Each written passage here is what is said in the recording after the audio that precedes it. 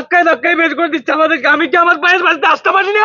ঠিক আছে, থাকতে আসতো না, তোমার ভাইয়ের বাসায় সারা জীবনের জন্য থেকে যাও। যাও। এমন ভাবে ধাক্কাচ্ছে কেন আমাকে? ঠিক আছে ভাই, তুই আমার ভাই, তুই আমার বাড়িতে আসবি, এটাই তো স্বাভাবিক। আরে তুমি যা করেছো ওর সাথে অন্যায় করেছো। রোশনি, আমরা তো অনেকদিন বাড়ির বাইরে ছিলাম, আজকে যাচ্ছি ভাইয়ের বাসায়, জানি না দেখলে কতটা খুশি হয়। হ্যাঁ, বড় ভাই তো অনেক সিধাশান্ত মানুষ, আমাদেরকে দেখলে না অনেক খুশি হবে। চলো। ওই যে দেখো আসতেছে, এমনিতেই আমরা খাইতে পারি না, আবার দুইজন লোক আসতেছে না। দাঁড়াও দেখতেছি। এই দাঁড়াও, কই যাচ্ছ তোমরা? ভাবি ভালো আছেন? অনেকদিন পরে আপনাকে দেখলাম। হ্যাঁ ভাবি, কেমন আছেন?